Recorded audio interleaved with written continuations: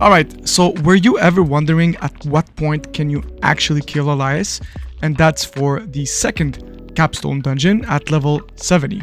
My name is Ghost of Red Seas. Today we are looking at what is the perfect moment to change your world tier. So pass from world tier 2 to world tier 3 and then world tier 3 to world tier 4. With the season 1 at its beginning now, I've started with a sorceress. This time I played in softcore instead of hardcore because of all the issues we have with sorceress. So I'm gonna wait one season to come back to hardcore.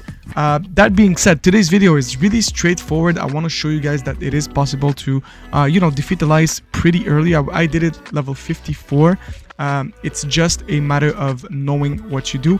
I didn't spend a lot of time in world tier 3, even if I did the Capstone Dungeon at level 50. So the first Capstone Dungeon, I did it at level 42. It's really easy when you know what to do. And today's video, I'm going to show you exactly what you need to do to be able to do it.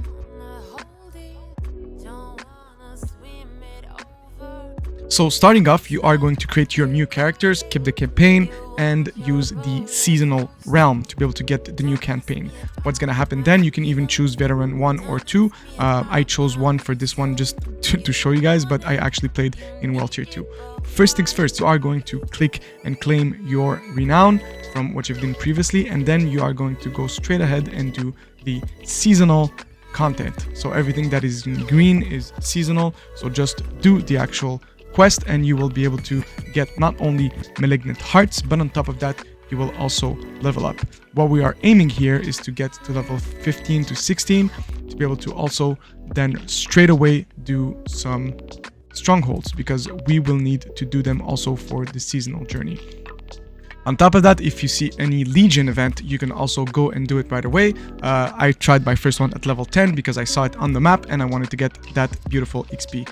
Once you are done, you will need to actually finish chapter 1 and chapter 2 of the seasonal journey to be able to progress through the seasonal content. And afterwards, what's going to happen, you are going to get more hearts, level up through that seasonal journey, because they are going to give you some basically things to do. So you need to do strongholds, you need to do malignant talents, you need to actually get some hearts and kill some bosses, do some specific things. By doing that, you will approximately get to level 30. And this is where, legendaries and items are going to come down a little bit better for us. What we are going to do is basically look forwards for some of the legendary items that are going to drop. You will want to keep these specific ones if ever you find them, so you can extract them for later on and be able to do Elias really quickly. One of the main things I've done was to actually look at when the timer for the world boss would come in, so I could get a chance to kill it twice and get around, from 6 to 10 legendary items, which basically kickstarted my progression and my build, because I knew exactly what I was looking for. Like when I killed him, he gave me 4 legendary items plus a grand cash with another one in there. Never forget to open also the big chest whenever you are killing Avarice. It is also dropping some items and some money. In the meantime, whenever you are trying to level up to get to that, first Capstone Dungeon, what I strongly suggest to do is Whispers and the Tree of Whisper. It gives a lot of experience whenever you are done, and it gives you the cash. So don't be afraid to spam strongholds and doing Whispers at the same time to be able to maximize your experience gain. If you are playing sorcerer like me, I strongly suggest you to go for a blizzard build whenever you're trying to get the first Capstone Dungeon, especially if you play alone like I did. It is really easy to defeat everybody with it, and you just need a couple of aspects. Up until the first Capstone Dungeon, what I really recommend is doing, everything that's in the season's journey objective. You will get basically really good aspects for your sorceress and for other classes that you can build your builds around to be able to get at least to the first Capstone Dungeon. If not, if you're a sorcerer, you can also do one of the dungeons in the map in the Fractured Peaks, this one exactly, that will give you the Piercing Cold aspect that will be able to make online a ice shard build, which is one of the best in the game for the sorceress. And I have a full video guide on ice shards right here if you want to see it. If not, you can always use the chain lightning build from, maxroll.gg with their leveling guides. It's super easy to get ahead, and on top of that you get the aspects exactly from the seasonal journey, so it's really convenient. Alright, so now the fun time begins. You are now in World Tier 3. What we are actually aiming for is to get level 700 sacred items. This is going to be very important. I'm going to tell you why a little bit later.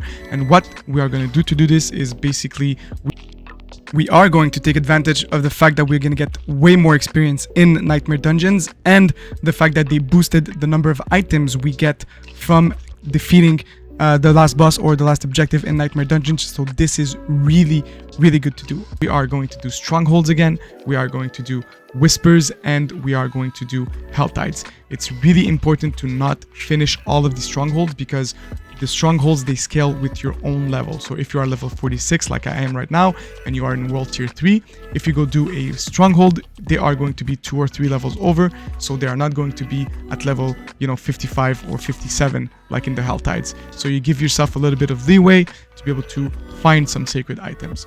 I wanted to tell you that you need level 700 items, because in this game there is thresholds for the power of the aspects and the affixes you get from the item power. Let's talk about it. Alright, I'm pretty sure that if you have been playing the game, you already know, but an item has an item level, and if that item level is 725 and over, whenever you upgrade it to level 5 in, depending the jeweler or the blacksmith, it's gonna unlock the maximum amount of affixes you can get from that item. That being said, if they are not level at least 700, when you're gonna upgrade it up to 5 times at the end, they are not going to be able to hit that sweet spot of 725. So if it's not at least 700, you won't get the maximum benefits of an item. The next thing you want to do before going into Elias and the last Capstone Dungeon is also to find really good Malignant hearts. So as you know, you're going to do the season, you're going to find Malignant hearts by killing Malignant monsters. Once they drop a heart, you will be able to pick it up and socket it into one of your jewelry. You just have to be careful which heart you want to put on which items you have, or which rings and amulet, because they don't, thankfully they are color coded. So the orange heart goes into the orange socket, the purple one goes into the purple socket. So it's pretty easy to understand, just that you cannot take them out, but you can overwrite them. So make sure that whenever you put one, you know that you cannot take it out once it is done. So make sure to have at least like 3 powerful Malignant hearts. If ever you don't have the ones that you need, you can always craft them at the Commodore's workbench. It is quite easy to find them. If you haven't, you can just spam doing Malignant tunnels instead, and you're definitely going to find ones that are going to be very good. The vicious caged ones are actually insane for damage. They are offensive based, and some of them, like the one that I have, is actually going to give us, up to 80% of critical strike damage whenever we hit a critical strike. But when we are not hitting critical strikes, we are also reduced on damage by 35%. There is a really high ceiling of using this one, because whenever you unlock the ice shard build, it's going to be completely crazy.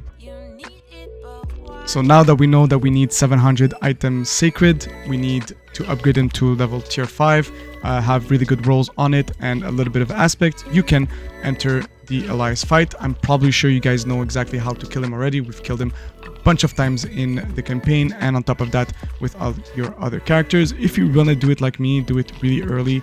It's like 16 levels under.